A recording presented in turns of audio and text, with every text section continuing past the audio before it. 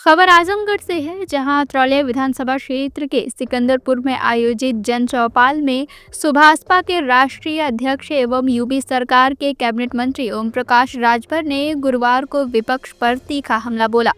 पंचायती राज मंत्री राजभर ने गांव-गांव संवाद स्थापित कर जनता के बीच सरकार की योजनाओं की जानकारी पहुंचाने के अपने अभियान को आगे बढ़ाते हुए कहा कि एसआईआर यानी मतदाता सत्यापन प्रक्रिया को लेकर विपक्षी दल केवल भ्रम फैला रहे हैं।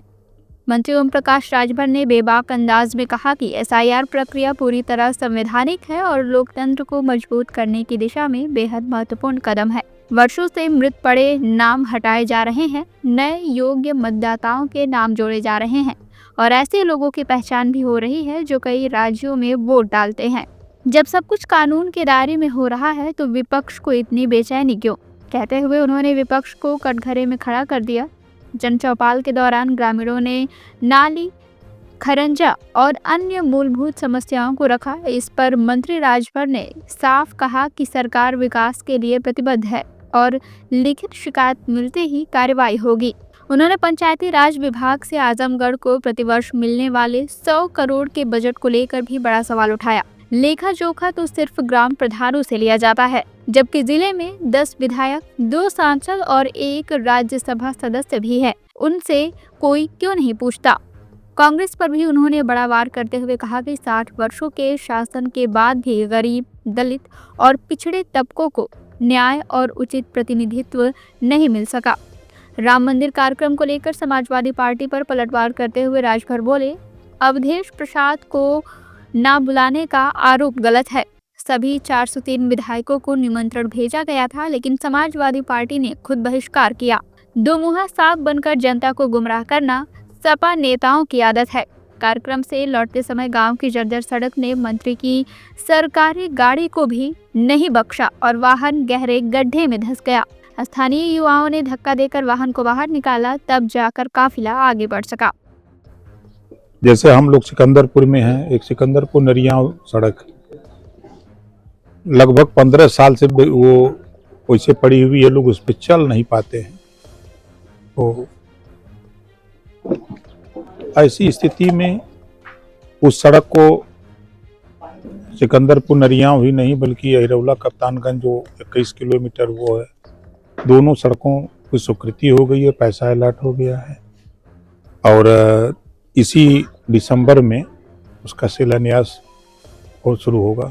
इस गांव में भी नाली और रोड की बहुत समस्याएं हैं, फिर हम लोगों ने बताया। देखिए, एक समस्या जो है वो तो अनवरत पैदा होती रहती है और उसके लिए मौखिक नहीं लिखित लोग दें। देखिए, इस आजमगढ़ जिले में 100 करोड़ रुपया पंचायती राज का जिला पंचायत अध्यक्ष के पास हर साल आ रहा है। वो पैसा कहाँ जा रहा है कोई पता लेखा जोखा नहीं है। प्रमुख के पास पैसा आ रहा है, उसका लेखा जोखा नहीं है। खाली सब लोग लेखा जोखा प्रधान से ले रहे हैं। जिससे पूछिए तो प्रधान के ऊपर टूट पड़ता है। यहाँ 10 गो एमएलए हैं, 2 गो सांसद हैं, राज्यसभा हैं, एमएलसी हैं, उनसे कोई सवाल नहीं करता, खाली प्रधान है जी के। तो अब प्रधान बेचारे क्या करें, जितना बजट मिलेगा उतना न करेंगे। तो जो समस्याएं हैं लोग रिटेन में हमको दें, तो कोशिश हम भी करेंगे कि जिला पंचायत से कुछ हो, कुछ प्रमुख से हो, कुछ शासन से हो, कुछ कराने का प्रयास हम लोग भी करेंगे। एसआईआर की जो प्रक्रिया चल रही है, इसको लेकर विपक्ष कई तरह के आरोप लगा रहा है कि तनाव में बीएलओ आत्महत्या करने को मजबूर है।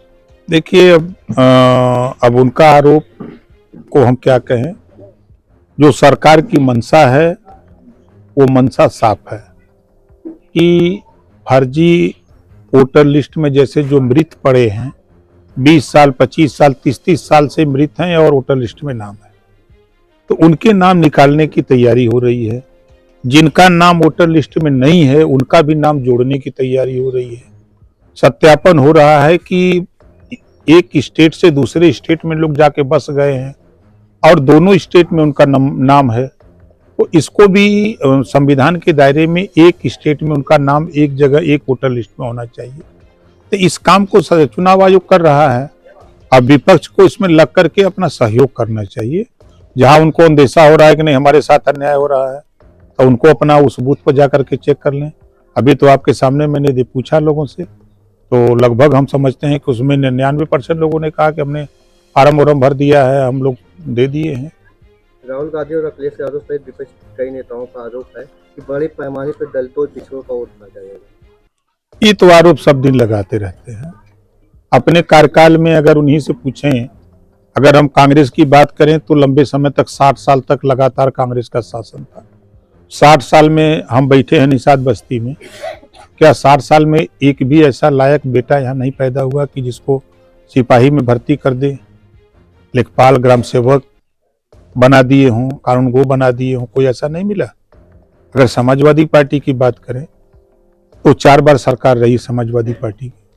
समाजवादी पार्टी ने क्या किया? हम एक ही गांव की बात अगर तुलना करें, बहुजन समाज पार्टी की भी 4 बार सरकार रही। तो आज तो उस समय पैसे के बल पे नौकरी मिलती थी, आज तो योग्यता पे नौकरी मिल रही है। अभी 62,000 पुलिस की भर्ती हुई है, कोई लड़का नहीं कह सकता कि हमको पैसा लगा है। जो उसमें आया वो सफल हुआ।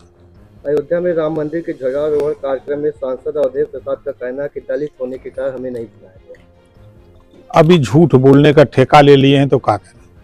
मैं तो खुद गवाह हूं, उस समय सांसद जी एमएलए थे और अखिलेश जी भी एमएलए थे, दोनों लोग सदन में थे। जब राम मंदिर के उद्घाटन की बात आई तो विधानसभा अध्यक्ष ने कहा कि भाई 403 विधायकों को निमंत्रण है, हमारी बस है आने जाने के लिए और दर्शन कराने के लिए और भोजन की व्यवस्था है। हम 403 विधायकों से चाहेंगे कि सब लोग साथ चलें और दर्शन करें। तो उसी समय समाजवादी पार्टी ने वॉकआउट किया था। तो निमंत्रण मिलता तब भी ये लोग नहीं जाते। ये दोनों तरफ से बोलते हैं, तुम मुहैया साहब की तरह। CIB इंडिया न्यूज की सभी खबरों को देखने के लिए लाल रंग की बटन को दबाकर चैनल को सब्सक्राइब जरूर करें, घंटी जरूर दबाएं ताकि हमारी सभी खबरों के नोटिफिकेशंस आप तक पहुंचते रहें।